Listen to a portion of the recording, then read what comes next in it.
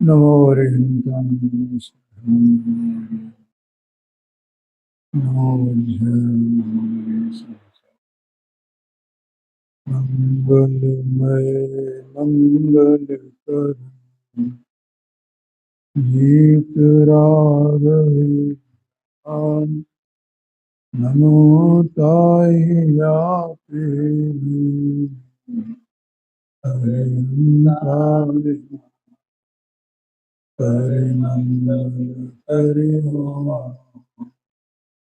यन्ति कथन को पावन याते मिले समाज संग आमें।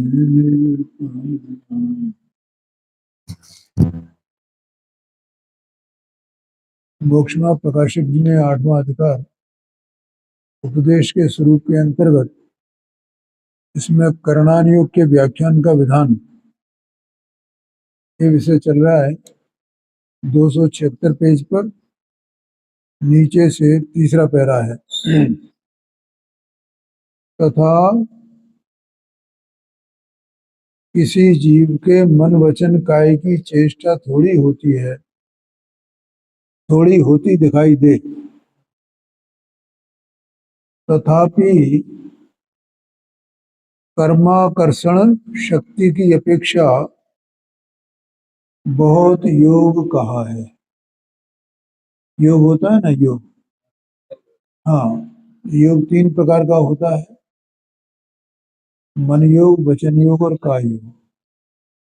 ठीक है, तो वहां पर योग से क्या होता है, कर्मों कर्म जो है वे आकर्षित होते हैं। योग से क्या होता है, कर्म माने कर्मा का, हाँ, कर्म वर्गणा है, वे वर्गणाएं आकर्षित होती हैं, माने जीव की ओर आकर्षित होती हैं। तो यहाँ पे ये कहा कि किसी जीव के मन वचन काय योग तो थोड़ा है, माने चेष्टा थोड़ी है उसकी, लेकिन कर्माकर्षण की शक्ति,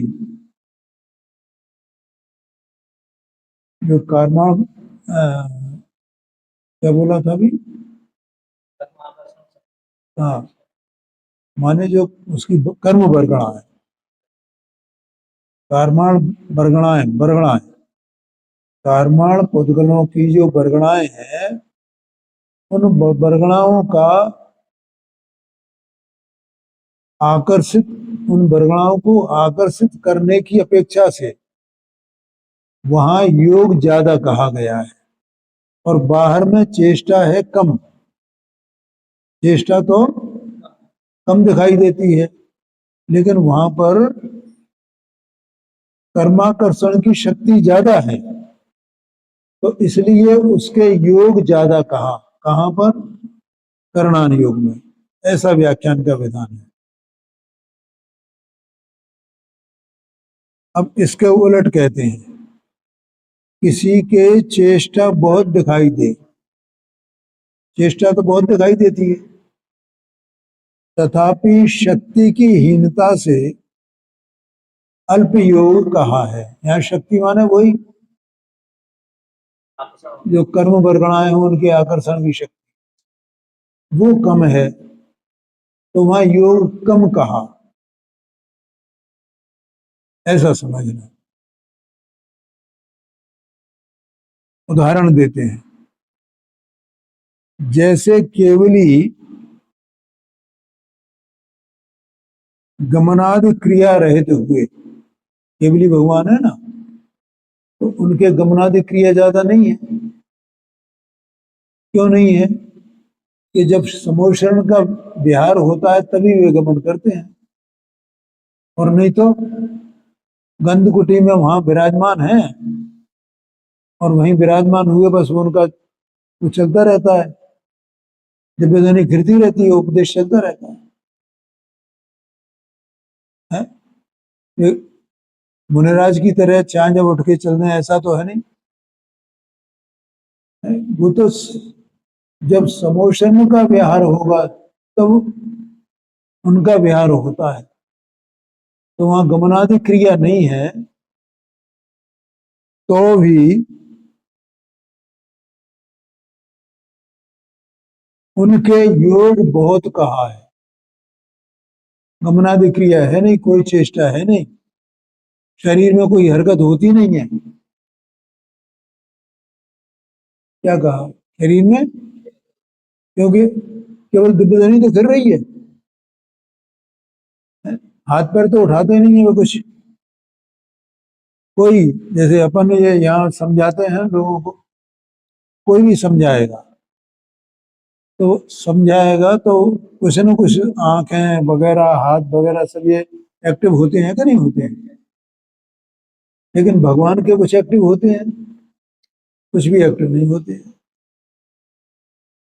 और सर्वांग से दिव्य ध्वनि फिरती है, मुख से भी नहीं निकलती है, जीभ तालू होठ हिलते नहीं है, कुछ होता ही नहीं है, तो भी उनके योग बहुत कहा है करणान योग में। अब वो ये तो केवल ज्ञान गम्य बात है भाई। योग तो है तो वही मन वचन काय योग, योग तो वही होगा, माने आत्मा के प्रदेशों का परस्पंदन। लेकिन दिव्य ध्वनि खिरती है तो उसके निमित्त से आत्मा के प्रदेशों का परस्पंदन होगा, तो वहां योग बहुत कहा। ख्याल में है ना? अब ये इसका क्या कारण है, तो ये अपन कारण नहीं बता सकते। अगर कारण ही बता दें तो फिर वो केवली की बात क्या रही? क्योंकि ये बहुत सी बातें ऐसी हैं, ये पंडित साहब ने पहले इसमें कह दिया कि छदमस्त के प्रमाण अनुमानादि गोचर ये चीजें नहीं है, वो उसका अनुमान ही नहीं कर सकता इन चीजों का। ये तो केवल ज्ञान की, केवल ज्ञान के बातें हैं। अगर वो अपने को ही अनुमान गोचर हो जाए तो फिर करणान युग की बात ही क्या रही? तो केवली में हमें अंतर क्या रहेगा? तो केवली ने जाना सो हमने जाना।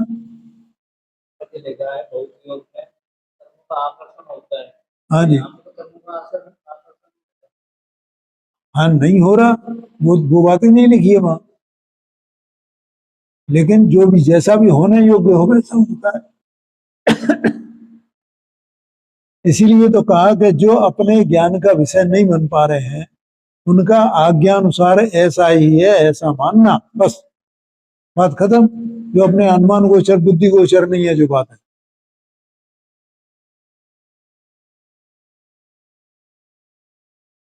अब आगे कहते हैं, देखो ये तो केवली की बात हो गई।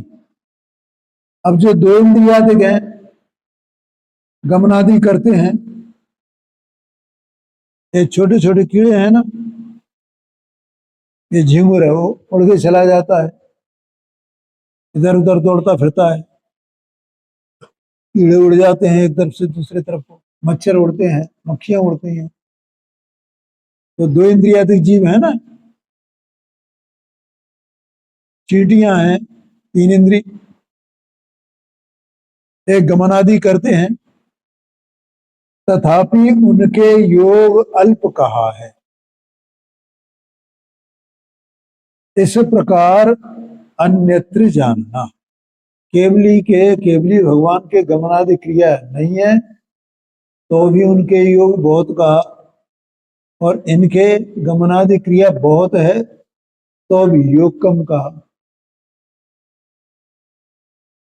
आगे समझ में? तो ये तो केवल ज्ञान गम्य बातें हैं, किस कारण से कैसे कहा है इसमें अपनी बुद्धि नहीं लगाना।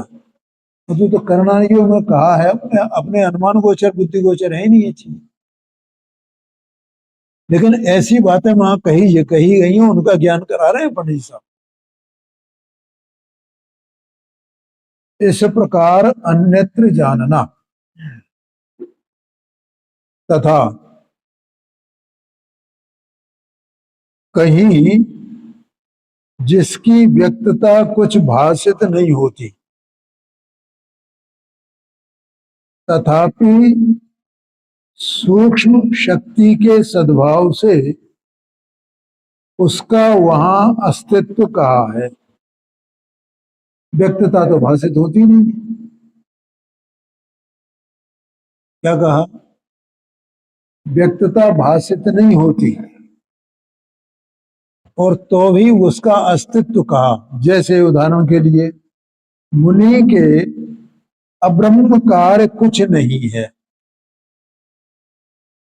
वे तो अखंड ब्रह्मचर्य व्रत के धारी है ना मुनिराज, अखंड ब्रह्मचर्य व्रत के धारी है ना, तो वहां अब्रह्म की क्रिया कैसे हो सकती है, कार्य कैसे हो सकता है उनके?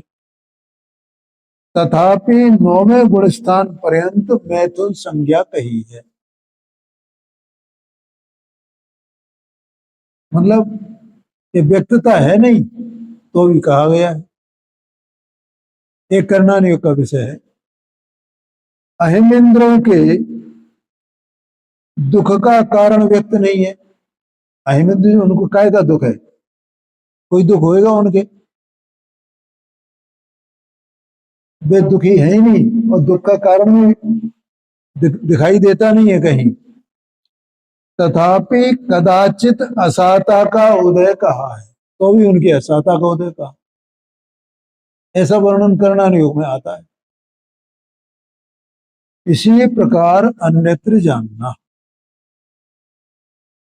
तथा कर्णानुयोग सम्यक दर्शन ज्ञान चारित्र आदिक धर्म का निरूपण कर्म प्रकृतियों के उपशमादि की अपेक्षा सहित सूक्ष्म सूक्ष्म शक्ति जैसे पाई जाती है वैसे गुणस्थान आदि में निरूपण करता है।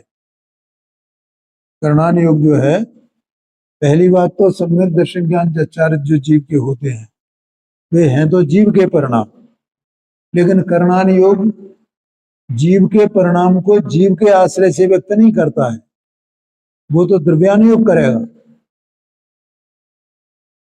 कर्णानुयोग कैसे करता है? कर्म के उपशमादि की अपेक्षा से। ख्याल में आया?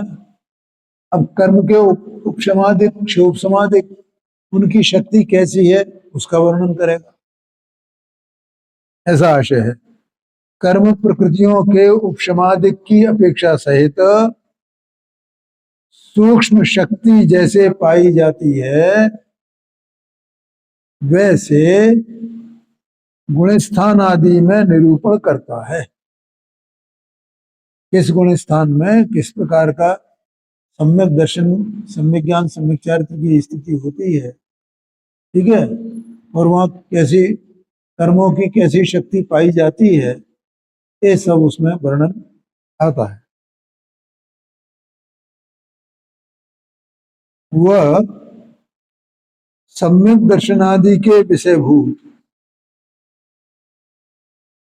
जीवादिकों का भी निरूपण सूक्ष्म भेद आदि सहित करता है।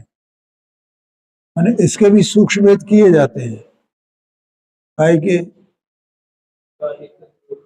जीवादिक का जो निरूपण किया जाता है तो उसके भी सूक्ष्म भेद सहित निरूपण करता है। जीवादिक माने जीवादि तत्व, सात तत्व, ठीक है, या जीवादि द्रव्य, जीवादिकों में लिखा है ना केवल इतना, तो सम्यक दर्शनादि के विषयभूत तो वो सात तत्व होते हैं मुख्य रूप से, ठीक है। तो उनका जो निरूपण किया जाता है सात तत्वों का, वो भी सूक्ष्म भेद सहित किया जाता है। यहां कोई कर्णानुयोग के अनुसार आप उद्यम करे तो हो नहीं सकता। क्या कहा? देखो, जैसे सम्यक दर्शन जिस जीव को हुआ तो 41 प्रकृतियों का बंध रुक गया, छूट गया ना बंद। अब कोई ये कहे कि मुझे सम्यक दर्शन प्राप्त करना है तो मैं कर्म का उपशम करूं, कर्म का मोहनी कर्म का क्षोभ सम करूं, ऐसा मैं करूं, तो वो कर सकता है क्या? या मैं मुझे 41 प्रकृतियों का बंध नहीं है, इस प्रकार से मैं प्रवृत्त हूं, ऐसा बुद्धिपूर्वक विचार करे तो कर सकता है क्या? नहीं कर सकता है। इसलिए कहा करणानियोग के अनुसार आप उद्यम करें तो नहीं हो सकता है। इसीलिए जीव को उद्यम किधर करना है? अपने स्वभाव में, अपनी ओर, अपने में। उधर कर्म के बारे में कुछ नहीं करना है। वो तो उनका जो होना हो गया होगा, सो वो अपनी अपनी योग्यता से होएगा।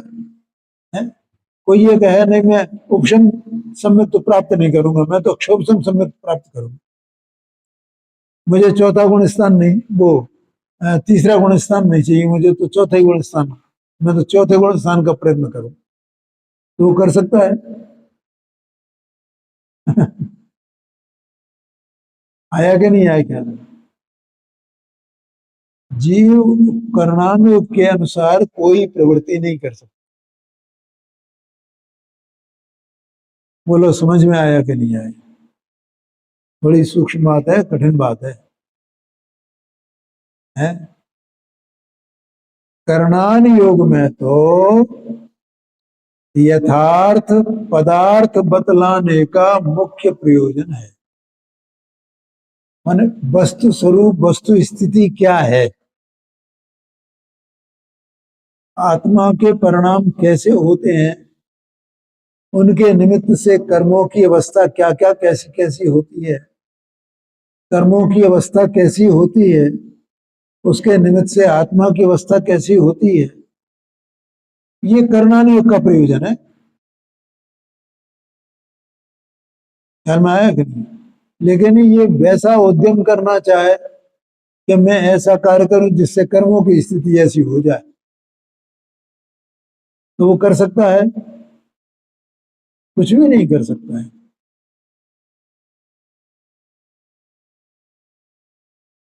तो जो यथार्थ पदार्थ बतलाने का मुख्य प्रयोजन है यहाँ तो कर्णानुयोग में, तो आचरण कराने की मुख्यता नहीं है।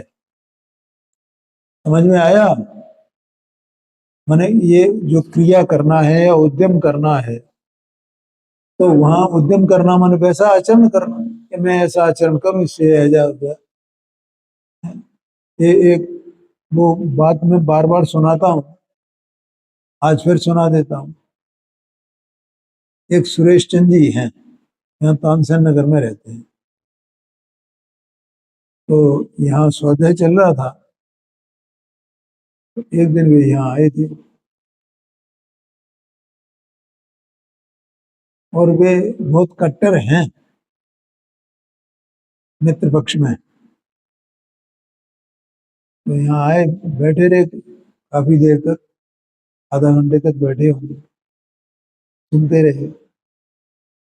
मैंने पूछा और सुरेश जी कुछ समझ में आया कि नहीं आया? तो वो कहने लगे कि हम तो एक बात जानते हैं साहब, हम तो ऐसी क्रिया करें कि एक भवावतारी इंद्र बन जाए, बस ऐसी क्रिया करें। तो बोलो ये कर सकता है ऐसी क्रिया कि एक भवावतारी इंद्र बन जाए? कौन बनाएगा इसको इंद्र? है? अपने जो परिणाम हो रहे हैं तो उसके अनुसार वो मैं परिणामों को भी बदल सकता हूँ, कई बार मैं बोलता हूँ, क्योंकि अपने जो परिणाम हो रहे हैं वे भी सूक्ष्म परिणाम कर्णानुयोग का विषय है, सब काय के विषय हैं ना, हमारे ही पकड़ में नहीं आ पाते हैं। हमें जो पकड़ में आते हैं ना, वे बहुत स्थूल परिणाम पकड़ में आते हैं, सूक्ष्म परिणाम पकड़ में ही नहीं आते हैं। और कब हमसे पाप का परिणाम हो रहा है, कब पुण्य का परिणाम, हमको ये अपने परिणाम को पकड़ के बैठे तो पकड़ सकता है क्या? कल परसों भी तुमसे मैंने बोला था, याद है? कि परिणाम को कैसे बदल सकता है? इसके पास सिवाय भेद विज्ञान करने के दूसरा कोई उपाय है ही नहीं। कोई दूसरा उपाय कर सकता है ये? अपने परिणामों को टस से मस, क्योंकि परिणाम अपने स्व काल में जैसे होने योग्य हैं वैसे हो रहे हैं, तो परद्रव्य की क्रिया की बात ही कहाँ है?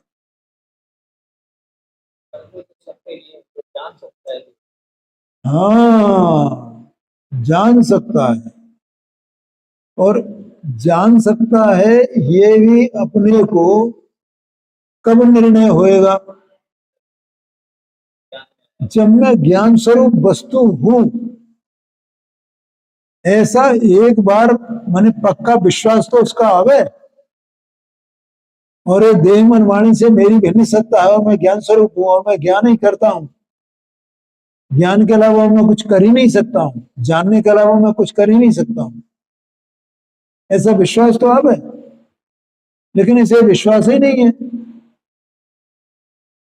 इसी के तो अभिप्राय में पड़ा हुआ ना, मैं ये क्रिया कर सकता हूँ, ये क्रिया कर सकता हूँ, ये क्रिया कर सकता हूँ, मैं अपने परिणामों को बदल सकता हूँ, यही अभिप्राय में पड़ा हुआ है। तो ये तो तब होएगा कि मैं जान सकता हूं, जानने के अलावा मेरा और कोई कार्य है ही नहीं। मैं अपने परिणामों को भी जो होते हैं उनमें कुछ नहीं कर सकता हूं, मैं उन्हें जान सकता हूं, बस, और कुछ नहीं कर सकता हूं। तो इसलिए इसके लिए, और ये कब जानेगा? जब ये भेद विज्ञान करेगा। भेद विज्ञान के बिना ये नहीं जानेगा। तो आचरण कराने की मुख्यता नहीं है, इसलिए यह तो चरणान योग आदि के अनुसार प्रवर्तन करे।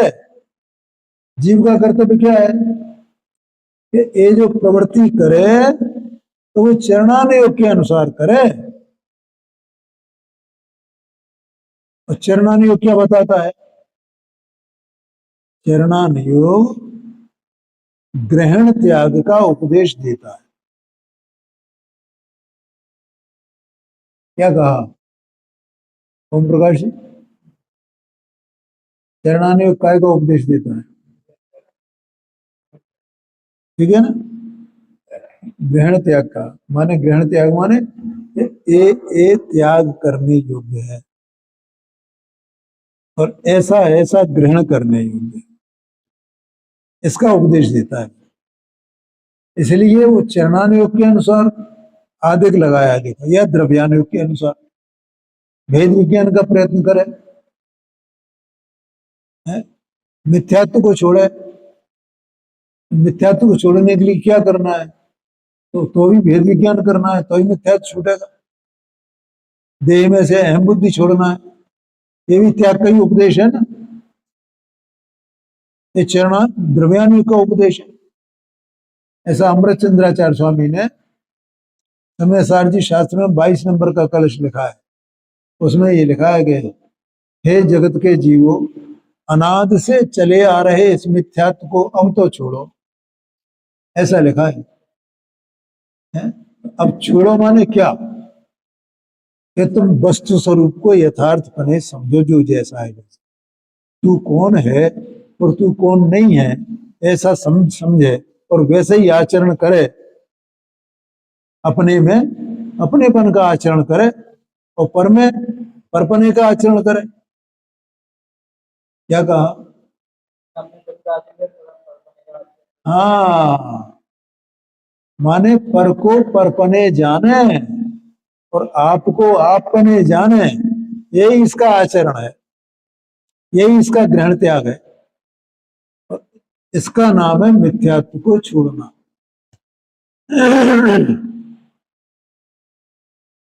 तो यहां कहते हैं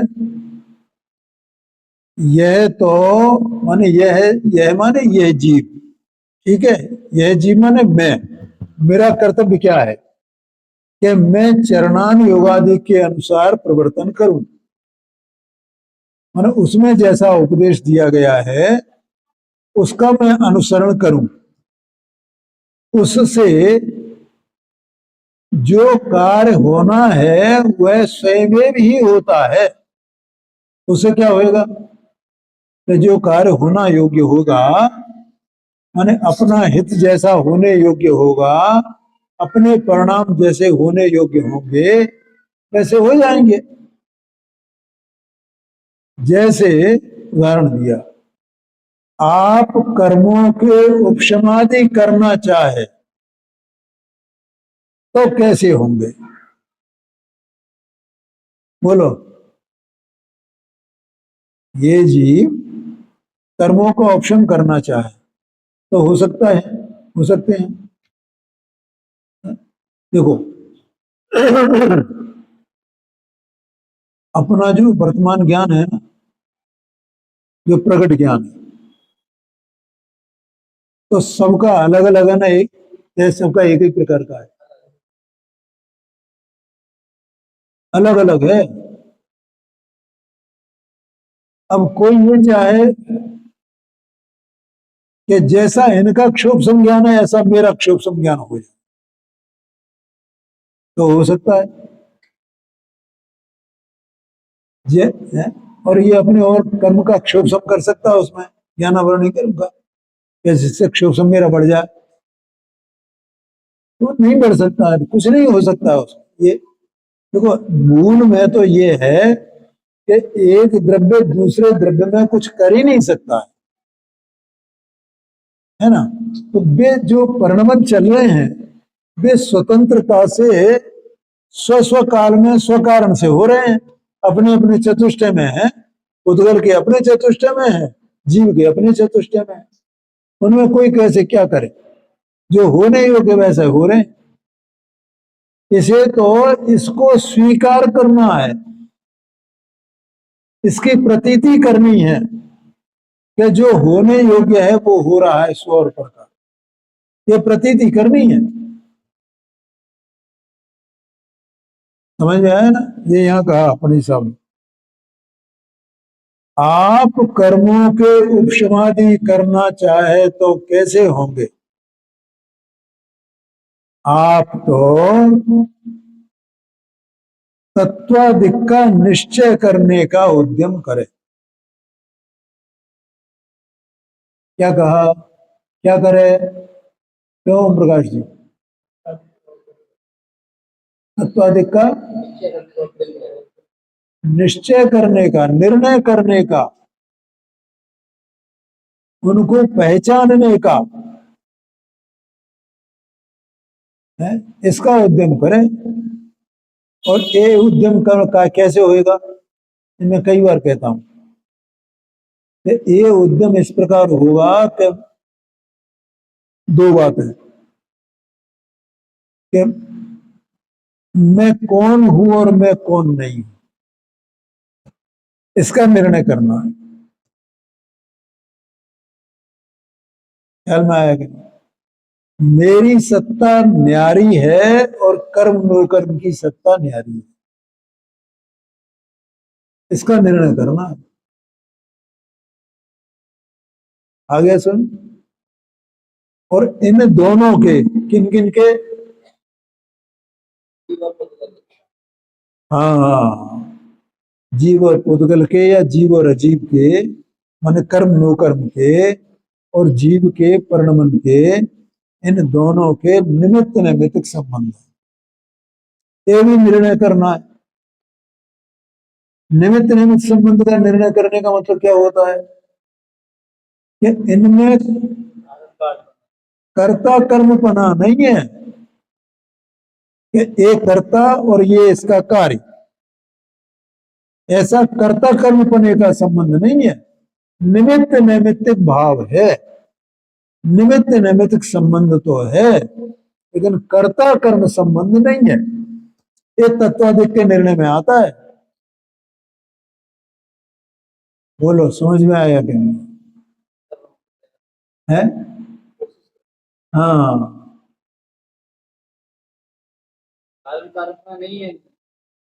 कारण कार्यपना अलग चीज है, उसको निमित्त नैमित्तिक भाव में जाएगा, लेकिन कर्ता कर्मपना नहीं है।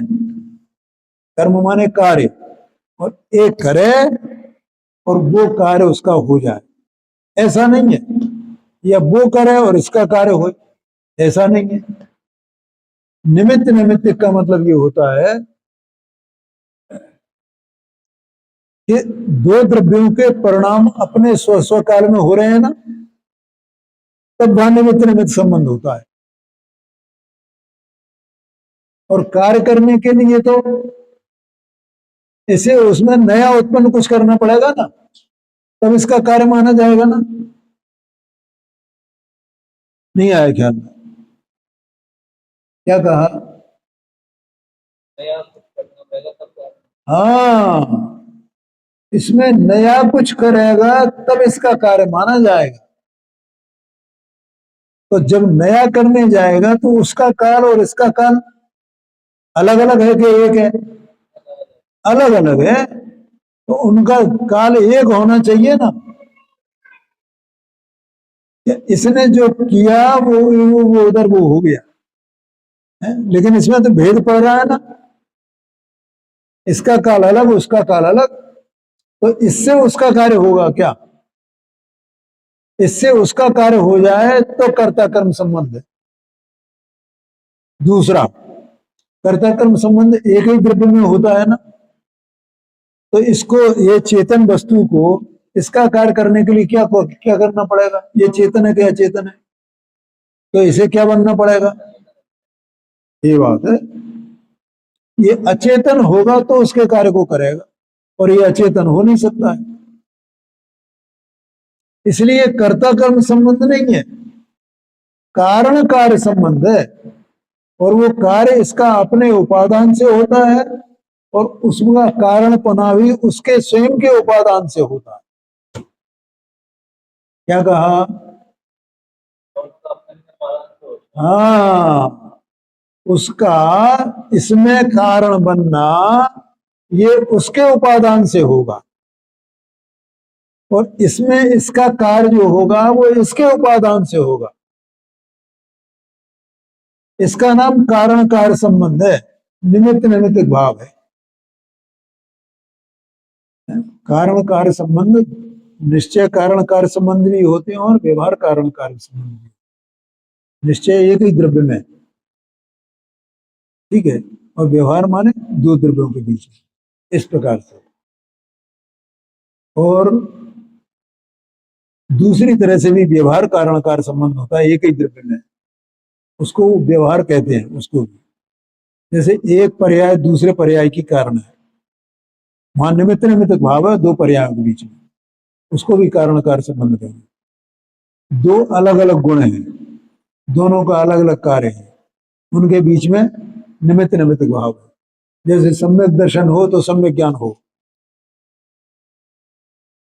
तो सम्यक दर्शन निमित्त और सम्यक ज्ञान नैमित्तिक, ऐसा निमित्त निमित्त भाव दो में हो गया ना, वो एक ही वस्तु के भीतर है, क्योंकि एक ही वस्तु का है, दूसरे से संबंध नहीं है, इसलिए तो निश्चय हुआ। और उसी एक वस्तु के दो गुणों के बीच में है, इसलिए वो व्यवहार हुआ। ख्याल में आया कि नहीं आया? तो ऐसा वो कारण कार्य भाव इस प्रकार का होता है, निमित्त निमित्त भाव कहलाता है। तो एक जीव प्रथम में कुछ नहीं कर सकता है, तो ये भी निर्णय करना है उसे, जीव को तत्वाधिक का निर्णय करने का उद्यम करे ना, ये सब बातें उसमें आ जाती हैं। और इसके आगे फिर बढ़ेगा तत्वाधिक का निर्णय करने में। तो एक बात और बताई थी कल परसों, 2-3 दिन से बता रहा हूं कि जैसे जीव और अजीव ये दो तो मूल द्रव्य हैं, और बाकी के आश्रव बंध संबंध निर्जर मोक्ष, ये जो 5 हैं, वे इनमें आपस में जो कारण कार्यपना है उनके भेद रूप हैं ये, ऐसा निर्णय करना। समझ में आया कि नहीं है? तो ये इसका नाम है तत्वाधिक में उद्यम करना। तो जीव का कार्य क्या है? ये सब निर्णय करना, ये सब निर्णय करना। तो ये निर्णय कोई मामूली बात नहीं है, है मामूली बात है। भैया इसलिए कह रहे हैं पंडित साहब यहाँ पर कि भैया देखो, उसमें मत उलझना तुम। काय में?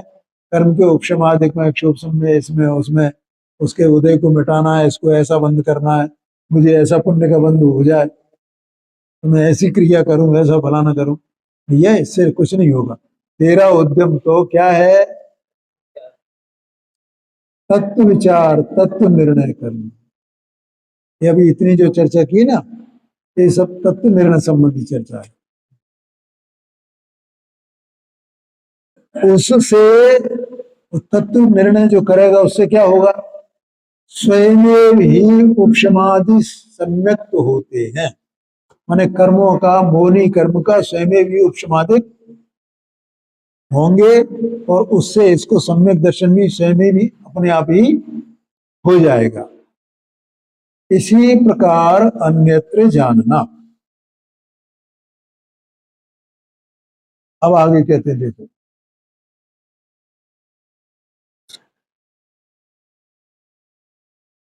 और किस प्रकार की बातें इसमें करणानुयोग में है। एक अंतर मुहूर्त में, जो अपन कल चर्चा कर रहे थे, एक अंतर मुहूर्त में 11वें गुण स्थान से गिरकर क्रमशः मिथ्या दृष्टि होता है। 11वें गुण स्थान से गिरकर, माने बाहर में मुनि पना ज्यों का त्यों सब कुछ वैसा का वैसे ही बना हुआ है ना, और कहां पहुंच गया वो है? नहीं, 11वें गुण स्थान तक चला गया ना। 11वें गुण स्थान से लौट करके कहा आ गया? मिथ्यात्व में। और अभी नीचे आया मिथ्यात्व, और मिथ्यात्व से फिर छूट करके कहां चला गया? ओ बोलो ओम प्रकाश जी, कैसी विचित्र बात है। एक अंतर मुहूर्त में, ये एक अंतर मुहूर्त की बात है कि 11वें गुण स्थान से गिर जाए, नीचे मिथ्यात्व में आ जाए, और दोबारा चला जाए और केवल ज्ञान प्राप्त कर ले। एक अंतर मुहूर्त, गजब बात है। सो ऐसे सम्यक्त्वादि के सूक्ष्म भाव बुद्धि गोचर नहीं होते। अपने को पता नहीं चलेगा। अपने को कैसे कैसे पता चलेगा कि कब 11वां गुण स्थान था, कब चौथा गुण स्थान रह गया, कब मिथ्यात्व में आ गया, कब ऊपर चला गया है। और 12वें गुण स्थान में जो है वो उसने वो यथा क्या चारित्र प्राप्त कर लिया, और 13वें गुण स्थान में अनंत अवस्था प्राप्त हो गई उसको, एक अंतर मूर्त के भीतर। तो ये सूक्ष्म भाव अपने को बुद्धि गोचर नहीं है। इसलिए करणान योग के अनुसार जैसे का तैसा जान तो ले, परंतु प्रवृत्ति बुद्धि गोचर जैसे भला जाने, भला हो वैसी करे। प्रवृत्ति कैसी करे? जो बुद्धि गोचर है। ठीक है, इन सबको जान ले कि कोई कोई ये कहे मैं तो मुनि बन जाऊंगा और मैं तो अभी केवल ज्ञान प्राप्त कर लूंगा, ऐसा कर सकता है? कुछ भी नहीं कर सकता है। ऐसा आशय है। हमें हो गया ना, आगे चर्चा बंद कर